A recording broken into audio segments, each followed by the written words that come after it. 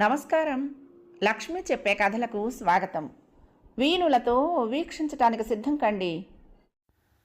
ప్రియ సఖులు, ఇప్పుడు మనం సుప్రసిద్ధ హాస్య కథా రచయిత్రి శ్రీమతి పొత్తూరి విజయలక్ష్మి గారు రచించిన ఆనందం ఆనందమాయే ధారావాహికం నుండి రెండో భాగం వినేద్దామండి. 10 రోజులు గడిచేసరికి అరడజన ఫోటోలు వచ్చి చేరాయి. ఎంతో ఆశతో ఎదురు చూసిన శారద ఆ ఫోటోలు చూసి నీరు గారిపోయింది.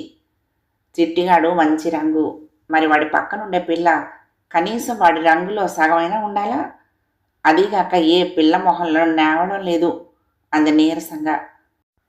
ఇది మరీ బాగుందే శారద. వెనకటి రోజుల్లో అయితే ఆడపిల్లలు లక్షణంగా నీడ పట్టునుండేవాళ్ళు.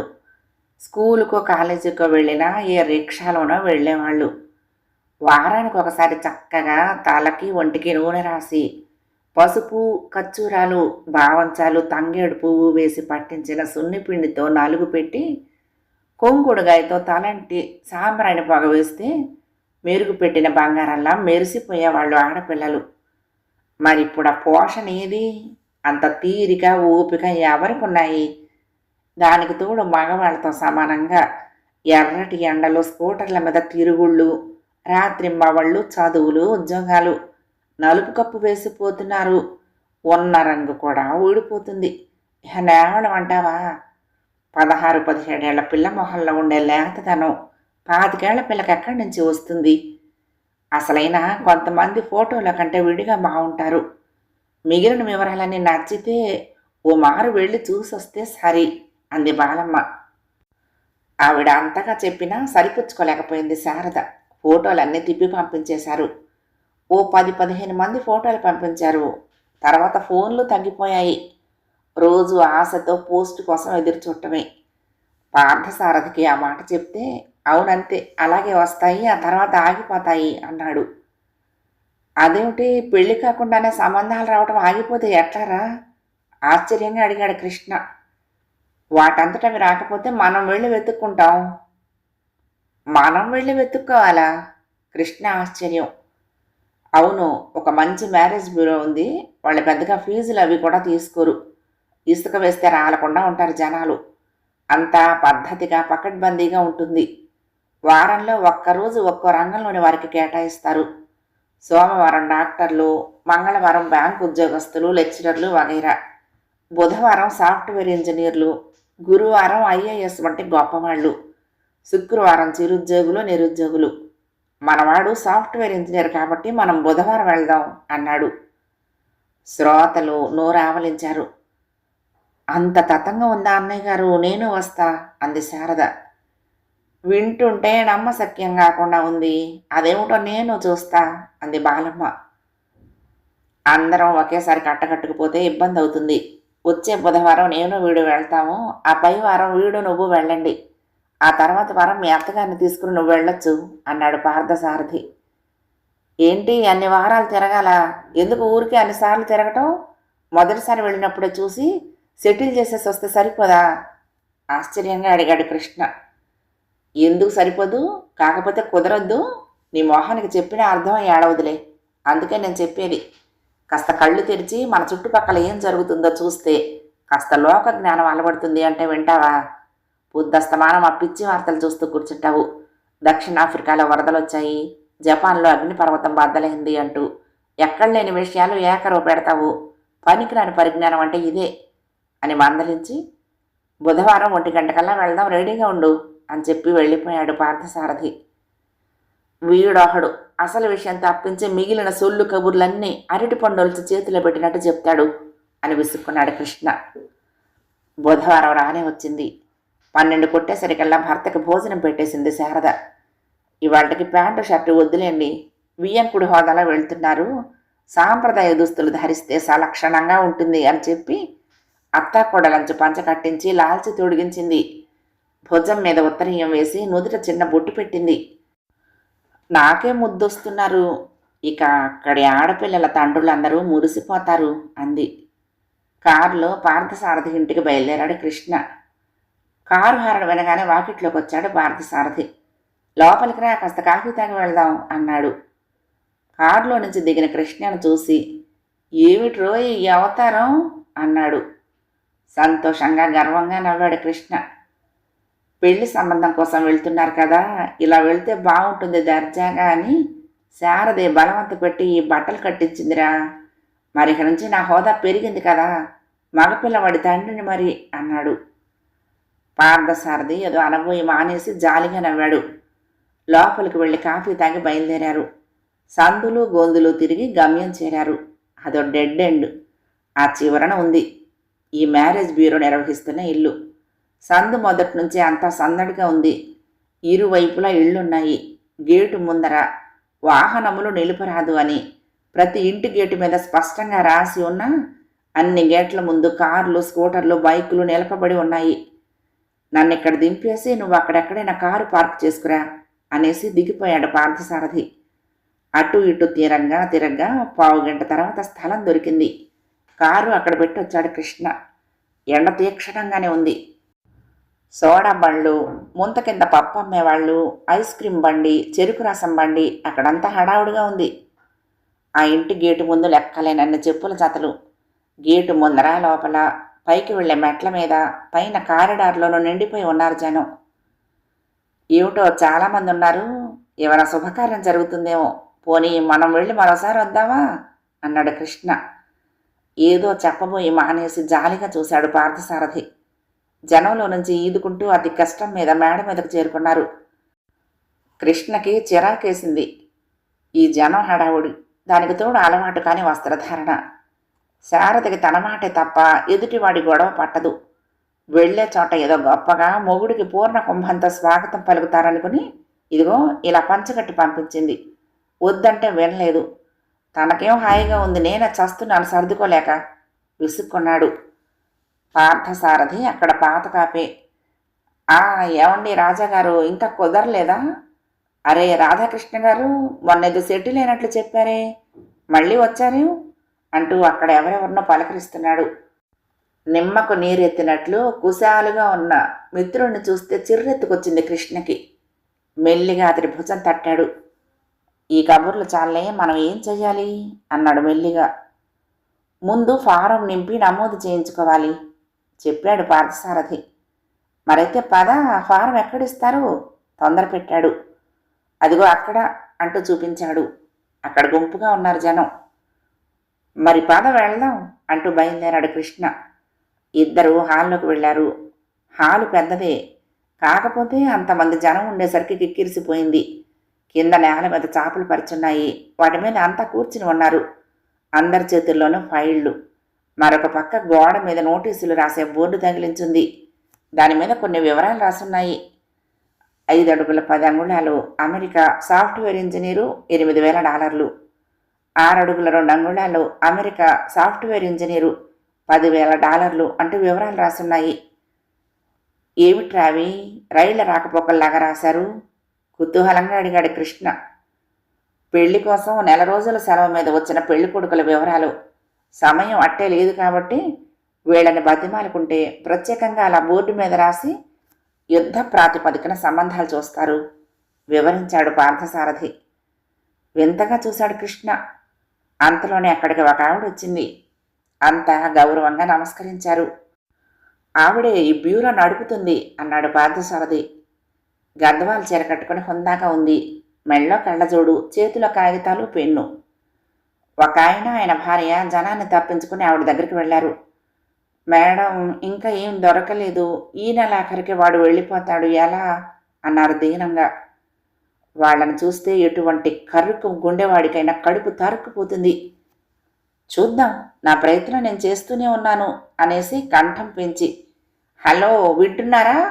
భారద్వాజ గోత్రం, నియోగులు, శాఖ పట్టింపు లేదు. అమెరికా పెళ్లి కొడుకు, 6 అడుగులు, గ్రీన్ కార్డు ఉంది, కాలిఫోర్నియా జీతం, అర్జెంటుగా పెళ్లి కూతురు కావాలి. ఎవరైనా ఉన్నారా? ఈ నెలాఖరికి అబ్బాయి అమెరికా వెళ్ళిపోతున్నాడు. ఎవరికైనా ఆసక్తి ఉంటే చెప్పండి. ఆమె సన్నగా ఉన్న అన్ని గదుల్లో బయట నుంచున్న వాళ్లకు కూడా వినిపించేలా అరిచింది. గతంలో వేలం పాటల్లో పాల్గొనేదేమో. అందరూ విన్నారు కానీ ఎవ్వరూ మాకు కావాలని లేచి రాలేదు. ఆ పిల్లాడి తల్లిదండ్రులు ఆశగా చూశారు నలుదిక్కులా. ఇంతలో ఇంకెవరో వచ్చి వాళ్ళని పక్కకు తోసేసి ఆవిడ దగ్గరికి వెళ్ళి ఏదో చెప్పారు. వాళ్ళు పాపం దీనంగానే ఉన్నారు. ఆరామ ద్రావిడుల అమ్మాయి శాఖ పట్టింపు ఉంది. అమ్మాయి ఆస్ట్రేలియాలో ఉంది, ఆగస్టుకు వస్తుంది అని అరుస్తూ పక్క గదిలోకి వెళ్ళిపోయింది ఆవిడ. నోరావరించి చూస్తూ ఉండిపోయాడు కృష్ణ. పద పద ఫామ్ నింపుదాం అని కాస్త పక్కకు తీసుకువెళ్ళాడు పార్థసారథి. ఫామ్ చాలా పకడ్బందీగా ఉంది. అబ్బాయి వివరాలు, కుటుంబం వివరాలు ఓ పక్క, వారికి ఎటువంటి అమ్మాయి కావాలో మరో పక్క రాయాలి. అందులో ఉన్న ఖాళీ స్థలాలు అన్నీ నింపి ఫోటో అంటించి జాతకం జతపరిచి మళ్ళీ బాల దగ్గరికి వెళ్ళి అక్కడ అందించారు. వాళ్ళు ఒక నెంబర్ ఇచ్చారు. వెళ్ళండి, వెళ్ళి ఫైల్స్ చూసుకోండి అన్నారు. అమ్మయ్య, ఒక ఘట్టం ముగిసింది అనుకున్నారు. ఈ కార్యక్రమం అంతా అయ్యేసరికి 2:30 దాటింది. పద 3గా వస్తుంది, మళ్ళీ 4:30 దాటితే వెళ్ళిపోవాలి, ఆ తర్వాత ఉండనివ్వరు అంటూ పక్క గదిలోకి లాక్కెళ్ళాడు పార్థసారథి. అది చాలా చిన్న గది, 10x10 అడుగులుంటుందేమో. అందులోనే ఒక మూల పైకి వెళ్ళేందుకు మెట్లున్నాయి. మరొక మూల బల్ల కుర్చీ వేసుకుని కూర్చుని ఉంది ఒక ఆవిడ. కింద ఇరుక్కుని కూర్చున్నారు అందరూ. మెట్లు కూడా సగం దాకా నిండిపోయాయి. ఊపిరాడలేదు కృష్ణకి. ఇక్కడ మరీ ఇరుగ్గా ఉందిరా, దీనికంటే ఆ హాలు కాస్త మెరుగ్గా ఉంది, అక్కడ కూర్చుందాం అన్నాడు. అక్కడ ఒరుడి కోసం వచ్చిన వాళ్ళు కూర్చుంటారు, మనం ఎక్కడే అన్నాడు పార్థసారథి. ఏంటండి, ఏం కావాలి హుంకరించింది అక్కడ కూర్చున్నావిడ. మా అబ్బాయికి సంబంధం కోసం చెప్పాడు పార్థసారథి. మరి ఆ మాట చెప్పాలి కానీ అలా దారికి అడ్డంగా నిలబడిపోతారేం? రిజిస్టర్ చేయించుకున్నారా? నెంబర్ ఎంత అంది. కృష్ణకి కోపం వచ్చింది. ఏమమ్మోయ్ అలా కసురుతావేం అనబోయాడు.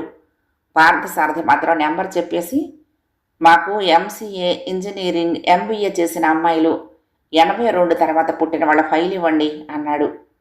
ఆవిడ అటు ఇటు వెతికి అలమారలో నుంచి ఫైల్ తీసిచ్చింది. ఇక్కడ ఇద్దరే కూర్చోవాలి, మిగిలిన వాళ్ళు బయటికి వెళ్ళండి మళ్ళీ హుంకరించింది.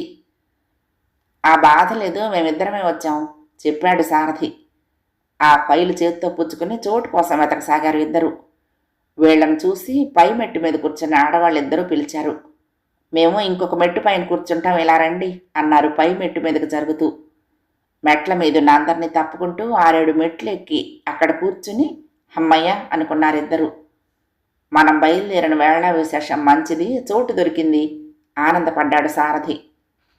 ఫైలు కృష్ణకిచ్చి తన తెల్లకాయ తల పుస్తకం తెరిచి పెన్ను తీసుకుని సిద్ధంగా కూర్చున్నాడు. ఒరేయ్, ఒక్కో ఫోటో చూడు, నీకు నచ్చిన సంబంధం కనిపిస్తే వివరాలు నోట్ చేసుకుంటూ పోవాలి, ఇంటికెళ్ళి ఫోన్లు చేసుకోవచ్చు అంటూ కర్తవ్యోన్ముఖుణ్ణి చేశాడు. ఫైల్ తెరిచాడు కృష్ణ. 5 నిమిషాల్లో ఫైల్ చూడటం ముగించాడు. ఇందులో ఎవరు అంతగా నచ్చలేదురా అన్నాడు. ఏంటి అలా తిరగేసి పడేస్తే ఎలారా, నిదానంగా చూడు అన్నాడు సారథి. ఏముంది చూడటానికి, మనవాడు చూడపోతే బాగా పొడుగు, వీళ్ళంతా పొట్టిగా ఉన్నారు, ముందు ఈడు జోడు కుదిరితేనే కదా మిగిలిన వివరాల్లోకి వెళ్ళేది అన్నాడు కృష్ణ. అయినా సరే ఊరికే అలా చూసి ఇలా ఇచ్చేస్తే బాగుండదు, మరొక 5 నిమిషాలు చూడు, తర్వాత ఇది ఇచ్చి ఇంకో ఫైల్ తీసుకుందాం మెల్లిగా చెప్పాడు సారథి. విసుగ్గా మళ్ళీ ఫైల్ తిరగేయటం మొదలుపెట్టాడు కృష్ణ. వెనక నుంచి షూ ఇష్యూ అంటూ పిలిచింది పై మెట్టు మీద కూర్చున్నావిడ. ఎవరినోలే అని పట్టించుకోలేదు. షూ మిమ్మల్నే మళ్ళీ పిలిచింది. తల వెనక తిప్పబోతూ ఉంటే వారించింది. అలా వెనక్కు తిరిగి చూడకండి, నేను చెప్పేది వినండి అంది గుసగుసగా. అదిరిపడ్డాడు కృష్ణ. ఏమిటి వ్యవహారం? మెల్లిగా తల తిప్పి మిత్రుడి వెంక చూశాడు. అతను విన్నాడో లేదో కానీ చుక్కలాట ఆడుకుంటున్నాడు పుస్తకం మీద. వినిపించిందా మళ్ళీ అడిగిందా వెనకావిడ. గుసగుసగానే తాళాడించాడు కృష్ణ. మీ దగ్గరున్న ఫైల్ ఇలా ఇవ్వండి, నా దగ్గరుంది మీకు ఇస్తాను. ఆవిడ మళ్ళీ గుసగుసలాడింది. పక్కున నవ్వేశాడు కృష్ణ. బాలేవారే, ఈ మాత్రం దానికి రహస్యంగా అడగటం ఎందుకండి, ఇదిగో తీసుకోండి అంటూ వెనక్కు తిరిగి తన చేతిలోని ఫైల్ అందించాడు. అప్పటిదాకా ఇష్యూ అని గుసగుసలాడి విసిగించిన ఆవిడ ఏమీ ఎరగనట్లు ఎటో చూస్తోంది. ఆ బల్ల దగ్గర కూర్చున్న ఆవిడ హుంకరించింది. ఏంటండి, ఏం చేస్తున్నారు అడిగింది. ఏం లేదండి, పాపం ఈవిడ ఫైల్ అడిగితే ఇస్తున్నాను. తన గొప్పతనానికి తానే ఆనందపడిపోతూ భుజం మీదున్న జరీ ఉత్తరీయం సర్దుకుంటూ గర్వంగా చెప్పాడు. గయ్యమందావిడ. ఇవ్వటానికి మీరెవరు, తీసుకోవటానికి ఆవిడెవరు? మీకు మీరే ఫైళ్లు మార్చుకుంటూ ఉంటే మేమెందుకు ఇక్కడ? ఎన్నిసార్లు చెప్పాలండి? చెప్పి చెప్పి మా నోరు పడిపోవటమే తప్ప మీకు చీమ కుట్టినట్లయినా లేదు. ఇదేమైనా మర్యాదగా ఉందా? ఏమైనా అంటే పౌరుషాలు పొడుచుకొస్తాయి. స్టూడెంటు పరీక్షలో కాపీ కొడుతూ ఉంటే పట్టుకున్న ఎగ్జామినర్ లాగా అంది. తెల్లమొహం వేశాడు కృష్ణ. ఏం ఫైల్ ఇవ్వటం తప్ప? అయోమయంగా అడిగాడు. తప్పా తప్పున్నారా అందావిడ మరింత గొంతు పెంచి. కృష్ణను చూసి జాలేసింది ఆ పక్కన కూర్చున్న ఆయనకి. పాపం ఇక్కడ పద్ధతులు తెలియవు కాబోలు మేడం, వదిలేయండి అని ఆవిడకి చెప్పి, చూడండి సార్, ఇక్కడ ఒక్కసారికి 2 ఫైళ్లు మాత్రమే చూసుకొని ఇస్తారు. వాళ్ళు ఇస్తేనే తీసుకోవాలి, మనలో మనం మార్చుకోకూడదు చెప్పాడు కృష్ణకి. తెలియకపోతే తెలుసుకొని మరీ రావాలి అందావిడ ఆగ్రహంగా. కృష్ణకి కోపం వచ్చింది. విసురుగా లేచాడు. బుద్ధి గెడ్డి తిని మీ దగ్గరకు వచ్చాను. ఇక జన్మలో ఇలాంటి వెధవ పని చెయ్యను. నా కొడుక్కి పెళ్లి కాకపోతే సన్యాసుల్లో కలిసిపోతాడు అని విసిరిగా ఉత్తరీయం దులిపి భుజాన వేసుకుని పెదరాయుళ్లాగా వెళ్ళిపోయాడు. వాకిట్లో కారాగిన శబ్దం విని పరుగున వచ్చింది శారద. ఏమైంది, కాయా పండా అంది ఆత్రంగా. నా శ్రాద్ధమైంది. నీకు ముందే చెప్పాను, ఆ పార్థసారథిగాడి మాట సాయం మనకు అచ్చిరాదే అని. విన్నావా? వాడికి బాధ్యత అప్పగించావు. తగుదనమ్మా అని తీసుకుపోయాడు ఓ మ్యారేజ్ బ్యూరోకి. అక్కడ మహాతల్లి ఉంది, సూర్యకాంతాన్ని ఛాయాదేవిని చంపి పుట్టింది. మాట మాట్లాడితే ఎంత నోరు వేసుకుని అరుస్తుంది. నేనేం పిల్లముండవాడినా అల్లరి చేసి జీవాట్లు తినటానికి అన్నాడు ఆగ్రహంగా. ఏమీ అంతుపట్టలేదు శారదకి. అసలు ఏమైంది, అన్నయ్య గారేరి అడిగింది. అసలు ఆ వెధవ పేరు ఎత్తకు. వాడిని అక్కడే వదిలేసి వచ్చాను. ఇక వాడికి నాకు రామ్ రామ్. నా గడపలో కాలు పెడితే కాళ్ళు విరగొడతా అన్నాడు. మర్నాడు మధ్యాహ్నం 11 గంటలకి పార్థసారథి హాల్లో కూర్చుని ఉన్నాడు. ఎదురుగా కృష్ణ, అతని పక్కన శారద. నిన్న రాత్రి కాళ్ళు విరగొడతానన్నా తెల్లారి గుమ్మంలోకి వచ్చిన మిత్రుణ్ణి అవమానించడానికి మనసొప్పలేదు. అదీగాక అప్పుడున్న ఆవేశం ఇప్పుడు లేదు. పలకరించలేదు, ముభావంగానే ఉన్నాడు. పార్థసారథి కూడా మిత్రుడితో మాట్లాడలేదు. తీరిగ్గా శారదతోనే సంభాషణ ప్రారంభించాడు. అప్పుడంటే ఉద్యోగంలో ఉన్నాడు. వాళ్ల పిలక వీడి చేతుల్లో ఉంది కాబట్టి వీడు ఢామ్ ఢూమ్ అంటే కింది ఉద్యోగులు భయపడేవాళ్ళు. అలా అందరి దగ్గర జరగాలంటే ఎలాగమ్మా? అవసరం మనదా వాళ్ళదా? అందులో ఈ సంస్థ వాళ్ళు రూపాయి పుచ్చుకోరు. కేవలం పరోపకారం చేద్దామనే ఉద్దేశంతో ఈ మ్యారేజ్ బ్యూరో స్థాపించుకున్నారు. వాళ్ళేవో రూల్స్ పెట్టుకున్నారు. మన పని కోసం వెళ్ళినప్పుడు వాళ్ళు మాట అన్నా పాడాలి, తప్పదు మరి అన్నాడు. అవును అన్నయ్య గారు, మరి పాపం తెల్లారి లేస్తే మనలాంటి వాళ్ళు 1,00,000 మంది వెళ్తారు వాళ్ళ దగ్గరికి. అందరినీ ఆ మాత్రం అదుపాజ్ఞల్లో ఉంచకపోతే వాళ్ళని అలుసు చేసి పారేయరు ఏకీభవించింది శారద.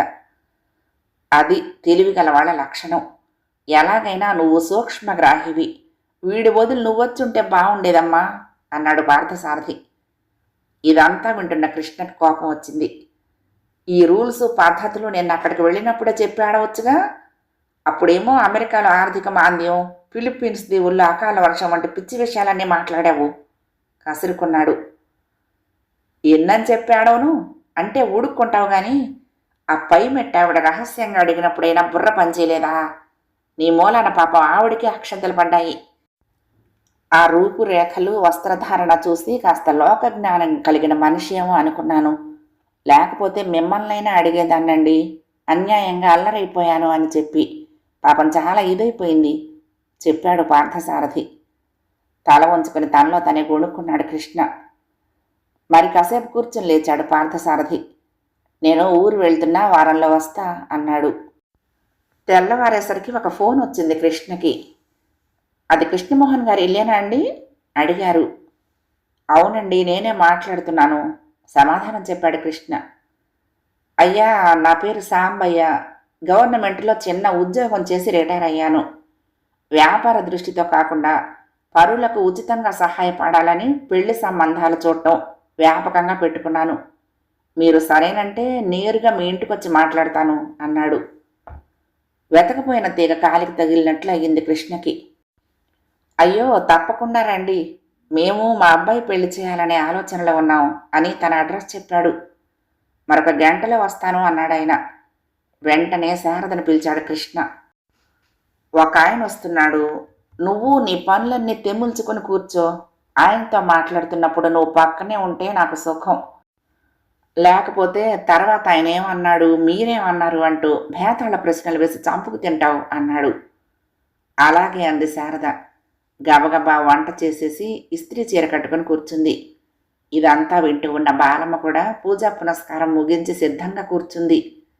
సూర్య తయారై ఆఫీస్కు వెళ్తూ ఉంటే ఎదురయ్యాడు సాంబయ్య.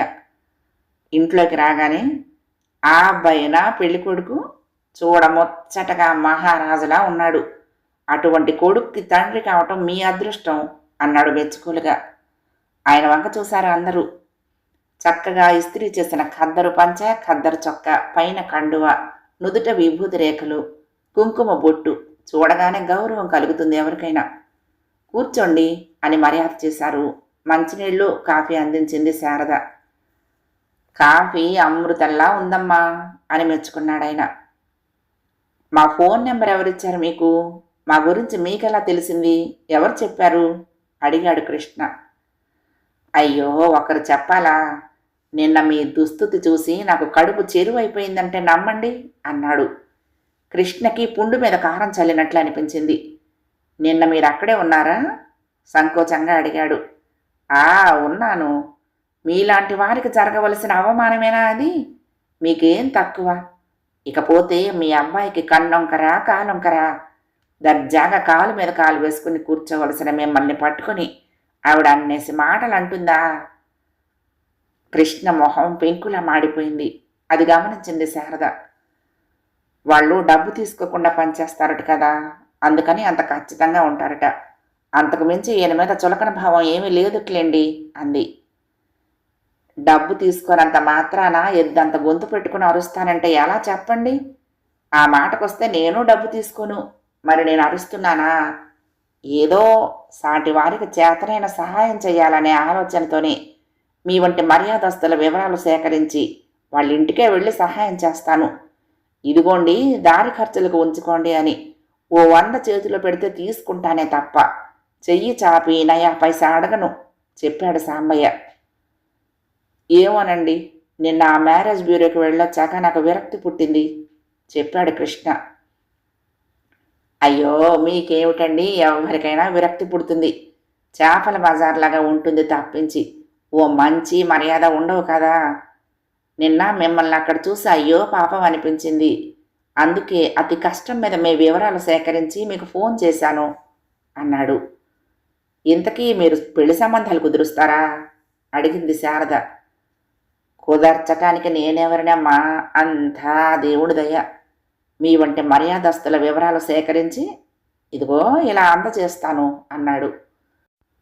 అసలు ఇలా పేపర్లలో వేయించటాలు గట్రా ఇప్పుడొచ్చి పడ్డాయి గాని గతంలో చక్కగా మీ వంటి పెళ్ళిళ్ళ పేరయ్యలు కుదిర్చేవారు సంబంధాలు అంది బాలమ్మ సంబరంగా. మీ దగ్గర పెళ్లి కూతుళ్ళ వివరాలు ఉన్నాయా అండి ఆసక్తిగా అడిగింది శారద. లేకపోవడం ఏమిటమ్మా, ఇదిగో చూడండి అంటూ ఒక ఫోటో తీసి చూపించాడు. పిల్ల కనుముక్కు తీరు బాగానే ఉంది కానీ కాస్త లావుగా ఉంది.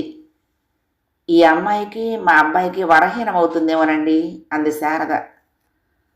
ఆ మాట నిజమేలేండి, ఇదిగో మరొకటి అంటూ ఇంకో ఫోటో చూపించాడు.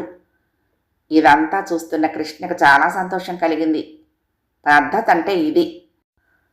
ఈ ఫోటో వద్దు అని నిన్న మ్యారేజ్ బ్యూరోలోని అపర సూర్యకాంతం ముందర అని ఉంటే తిట్టడం కాదు, కోపగించుకుని 2 దెబ్బలు వేసేది కూడానేమో. పోతే పోయింది, పీడ వదిలింది. ఆ పార్థసారథి గాడిది మిడిమిడి జ్ఞానం. వాడి బొంద వాడికేం తెలుస్తుంది? వాడికిద్దరూ కూతుళ్ళు.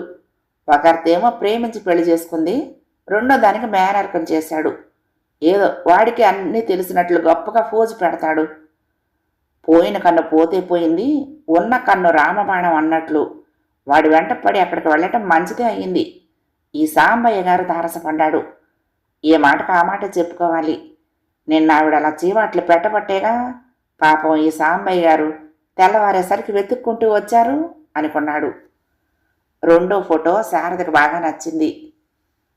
ఈ పిల్ల చక్కగా ఉందండి అంది సంతోషంగా. సాంబయ్య రాక కారు చీకట్లో వెలుతురులాగా అనిపించింది. సాంబయ్య వాళ్ళ పూర్తి వివరాలు తెలియచేశాడు. మంచి సంబంధం చెయ్యి దాటిపోనివ్వకండి. మీకు ఎప్పుడు వీలుగా ఉంటుందో చెప్తే నేను వాళ్ళతో మాట్లాడతా అన్నాడు. అలాగే, తప్పకుండా. మా అబ్బాయిని కనుక్కుని వాడికి ఎప్పుడు కుదురుతుందో చెప్తాను అన్నాడు కృష్ణ. సాంబయ్య చేతిలో 200 పెట్టి దారి ఖర్చులకు ఉంచండి అన్నాడు. సూర్యహాతో చెప్తే నా ప్రాజెక్టు డెలివరీ డేటు దగ్గరకు వచ్చేస్తోంది. ఈ వారం రోజులు నన్ను మాట్లాడించకండి, వచ్చే వారం చూద్దాం అన్నాడు. ఆ మరుసటి వారం ఆ అమ్మాయికి వీలు కాలేదు. ఆ తర్వాత ఆదివారం నాడు ఆ అమ్మాయి ఇంట్లో పెళ్లి చూపులు. వాళ్ళు 4 బయలుదేరి వెళ్లారు. పెళ్లి చూపులకు వెళ్ళేటప్పుడు మగ పెళ్లివారు ఒట్టి చేతులతో వెళ్ళకూడదు. పెళ్లి కూతురి కోసం పూలు పళ్ళు తీసుకువెళ్లాలని చెప్పింది బాలమ్మ. దారి మధ్యలో కారాపి తీసుకున్నారు. వాళ్ళు ఎంతో మర్యాదగా ఆహ్వానించారు. సాంబయ్య అక్కడే ఉన్నాడు. వీళ్ళు కూర్చున్న తర్వాత కాఫీ ఇచ్చారు. మరి కాసేపటికి లోపల నుండి వచ్చింది పెళ్లి కూతురు. మామూలుగా ఉన్న పంజాబీ డ్రెస్ వేసుకుంది. మెళ్ళో సన్నటి గొలుసు, బోసు చేతులు. మా అమ్మాయి అని పరిచయం చేశాడు తండ్రి. ఇదిగో వాళ్ళు ఫలానా అని కూతురికి వాళ్ళని పరిచయం చేశాడు. పెద్దవాళ్ళకు నమస్కారం పెట్టి సూర్యహాని హలో అని పలకరించింది. హలో అన్నాడు సూర్యహ కూడా. మామూలు మాటలయ్యాక మీరిద్దరూ లోపలికి వెళ్ళి మాట్లాడుకోండి అన్నాడు పిల్ల తండ్రి. ఇద్దరూ లేచి లోపలికి వెళ్లారు. తల్లి ఎందుకో లోపలికి వెళ్ళింది. తండ్రికి సెల్ మోగితే కాస్త పక్కకు వెళ్ళాడు. ఇదేం చోద్యమే శారదా, వెనకటికి పెళ్లి చూపులంటే పెళ్లి కూతురు లక్షణంగా పట్టు చీర కట్టుకొని నగలు పెట్టుకుని తయారయ్యేది. వేణో ఫిడోలో వాయించి వినిపించేది. ఈ పిల్ల తలంటి స్నానానికి వెళ్తున్నట్టుగా ఇలా ఉందేమే. చిన్నపిల్లకు తెలియకపోతే తల్లి అయినా చెప్పొద్దు అంది బాలమ్మ గుసగుసగా. ఆ రోజులు పోయాయి అత్తయ్య. ఇప్పుడు పెళ్లి చూపుల్లో ప్రత్యేకంగా అలంకరించుకోవటం లేదుట. మామూలుగా ఇంట్లో ఎలా ఉంటున్నారో అంతే సాదాసీదాగా ఉంటున్నారట. ఇదే ఇప్పటి పద్ధతిట మరి చెప్పింది శారద. మరి వీణా ఫిడేలు అడిగింది ఆవిడ. చాలే ఊరుకోండి. ఈ రోజుల్లో అలా పిచ్చి ప్రశ్నలు వేసి పిల్లని ఇబ్బంది పెట్టకూడదుట. వీణా ఫిడేలు అని మనం అడిగితే కోపం వచ్చి తబలా వహిస్తుంది మిమ్మల్ని నన్నును అంది శారద. ఇంతలో పిల్ల తల్లి లోపల నుంచి బర్ఫీ కారపు బుంది పట్టుకొచ్చి ఇచ్చింది. తండ్రి కూడా ఫోన్లో సంభాషణ ముగించుకొచ్చి కూర్చున్నాడు. ఏదో పిచ్చాపాటి మాట్లాడుకుంటూ కూర్చున్నారు. మరో అరగంట తర్వాత సూర్యహ ఆ అమ్మాయి బయటకు వచ్చారు. ఇద్దరూ నవ్వుతూ సంతోషంగానే ఉన్నారు. మరి వెళ్దామా నాన్నగారు అన్నాడు సూర్యహ వచ్చి రాగానే. వెళ్దాం పద అన్నాడు కృష్ణ. ఆవిడ బొట్టు పెట్టి తాంబూలం ఇచ్చింది. బయటి దాకా వచ్చి సాగనంపారు అందరూ. కారు స్టార్ట్ చేసి 4 గజాలు వెళ్ళగానే ఏమిట్రా చిట్టి, ఏం మాట్లాడుకున్నారు అడిగేసింది శారద. నవ్వేశాడు సూర్యహ. వద్దనుకున్నాం అన్నాడు. మొహాన వేడినీళ్లు కొట్టినట్లయింది కృష్ణకి. అదేమిట్రా, ఎందుకు అన్నాడు. ఆ అమ్మాయికి పెళ్ళంటే పెద్దగా ఇష్టం లేదుట. ఇంట్లో వాళ్ళు పీకుతుంటూ ఉంటే సరే అందుట. ఒకవేళ పెళ్ళైనా తన పద్ధతి మార్చుకునే ఉద్దేశం ఆమెకు లేదు. స్వతంత్రంగా ఉంటూ ఆమెకు ఇష్టం వచ్చినట్లుగా ఉండటం మొదటి నుంచే అలవాటుట. ఆర్థికంగా తన మీద ఏమాత్రం ఆధారపడకుండా ఆమె జీవన విధానానికి అడ్డు రాకుండా సర్దుకుపోతానంటే ఆమె వైపు నుంచి ఓకే అంది. నాకలా ఇష్టం లేదు. ఆర్థికంగా నా కాబోయే భార్య మీద ఆధారపడను, కానీ మరీ బొత్తిగా ఆవిడ పద్ధతిలో అనుసరించాలంటే నాకు కష్టం అవుతుంది. నాకు కొన్ని స్వతంత్ర భావాలున్నాయి. కొంత నేను సర్దుకుపోతాను, కొంత ఆవిడ సర్దుకుపోవాలి. సరే అయితే తన వైపు నుంచి నో అంది. నేను నోయే అన్నాను చెప్పాడు సూర్యహ. తెల్లబోయారు శ్రోతలు. మరి ఇంతటి భాగ్యానికి ఈ గొడవంతా ఎందుకు? అసలు పెళ్ళొద్దంటే సరికదా అన్నాడు కృష్ణ. తను వద్దనే అందుట పెద్దవాళ్లే పోరు పెడుతున్నారట. ఏమో, నీ అభిప్రాయాలను గౌరవించేవాడు దొరుకుతాడేమో అన్నారట చెప్పాడు. ఏడ్చినట్లుంది. పెళ్ళయ్యాక కూడా నా ఇష్టం వచ్చినట్లు ఉంటాను అంటే ఏ మగవాడు ఒప్పుకుంటాడు విసుక్కున్నాడు కృష్ణ. మరి వద్దనుకుంటే అంతసేపు కబుర్లు చెప్పుకున్నారేమో, అంతసేపు మాట్లాడుకుంటే మీ ఇద్దరి అభిప్రాయాలు కలిసాయేమో అనుకున్నాం అంది శారద. అదేం లేదమ్మా, ప్రస్తుతం ఆ అమ్మాయి నేను కూడా ఒకే రకం ప్రాజెక్టులు చేస్తున్నాము. ఆ సాధక బాధకాలు మాట్లాడుకున్నాం అన్నాడు. వద్దనుకున్నాక అలా నవ్వుకుంటూ వచ్చారేమిరా అడిగింది బాలమ్మ. నవ్వుకుంటూ రాక ఏడ్చుకుంటూ వస్తావా? మా ఇద్దరి అభిప్రాయాలు కలవలేదు, అంతేగాని మేమేమి పోట్లాడుకోలేదుగా నవ్వేశాడు సూర్య. బాగానే ఉంది, సింగడు అద్దంకి పోను పోయాడు రాను వచ్చాడు అన్నట్టు అయ్యింది అంది బాలమ్మ. మళ్ళీ తెల్లారగానే వచ్చాడు సాంబయ్య. ఏమిటోనండి, సంబంధం సానుకూల పడలేదు అంది శారద. ఏదో లేండమ్మా, వాళ్ళిద్దరికీ రాసి పెట్టలేదు. అసలైనా ఇప్పుడు సగం సంబంధాలు అమ్మాయికి అబ్బాయికి అభిప్రాయాలు కుదరక వీగిపోతున్నాయి అన్నాడు సాంబయ్య. అసలు నన్ను అడిగితే పెళ్లికి ముందే కాబోయే దంపతుల్ని మాట్లాడుకోనివ్వకూడదు. అలా మాట్లాడుకొనిస్తే ఎడ్డమంటే తెడ్డమంటూ లేనిపోని విషయాలన్నీ చర్చించుకుని వాదులాడుకుని వద్దు పొమ్మంటున్నారు. అభిప్రాయాలు కుదిరితేనే పెళ్లి చేసుకుంటామని మొండికేస్తే అలలు తగ్గాక సముద్ర స్నానం చేస్తామన్నట్టుగా ఉంటుంది అంది శారద. అవును, అసలు ఆ మాటకొస్తే నేను మా ఆవిడ పెళ్లికి ముందు మాట్లాడుకోలేదు కాబట్టే మా పెళ్ళి అయింది. మాట్లాడుకుంటూ ఉంటే మా పెళ్లి జరిగేదే కాదు అన్నాడు కృష్ణ. ఆ మాటకొస్తే మా పెళ్లి మాత్రం జరిగి ఉండేదిట్రా అంది బాలమ్మ. అవునండి, అందుకే గతంలో పెళ్లికి ముందు మాట్లాడుకొని ఇచ్చేవాళ్ళు కాదు. పెళ్ళయ్యాక తాళి కట్టాక తన్నుకు చావండి అన్నట్టు వదిలేసేవాళ్ళు. పోట్లాడుకునో దెబ్బలాడుకునో దంపతులు రాజీ పడిపోయేవాళ్ళు. ఈ మాట్లాడుకునే పద్ధతే అప్పుడు కానీ ఉన్నట్టయితే దేశంలో సగం మందికి పెళ్ళిళ్ళు అయ్యేవే కాదు అన్నాడు సాంబయ్య. నాయనా, మరి ఆ సంబంధం కుదరలేదు కదా, మళ్ళీ ఏమైనా చూస్తారా అంది బాలమ్మ. అయ్యో, మరి అందుకే కదమ్మా నేను వచ్చింది, మరొక మంచి సంబంధం తెచ్చాను అన్నాడు. అలాగా, ఫోటో ఉందా కుతూహలంగా అడిగింది శారద. ఇదిగో అంటూ చూపించాడు. ఈ పిల్ల మరీ బాగుంది. మరి ఈఎంఐ ఫోటోనే ముందు చూపించి ఉంటే ఇదే చూసేవాళ్ళం కదా సాంబయ్య గారు అన్నాడు కృష్ణ కాస్త నిష్ఠూరంగా. చూపించేవాడినే గాని ఒక చిన్న తిరకాసుంది అన్నాడు సాంబయ్య. 2వ భాగం సమాప్తం. ప్రియ సఖులు, ఈ కథ మీకు నచ్చితే తప్పకుండా లైక్ చేయండి, షేర్ చేయండి, కామెంట్ చేయండి, సబ్స్క్రైబ్ చేసుకుని నన్ను ఎంకరేజ్ చేయండి. ఉంటానండి. ప్రేమతో లక్ష్మి, కృష్ణాతీరం దుర్గమ్మ సన్నిధానం. నమస్తే.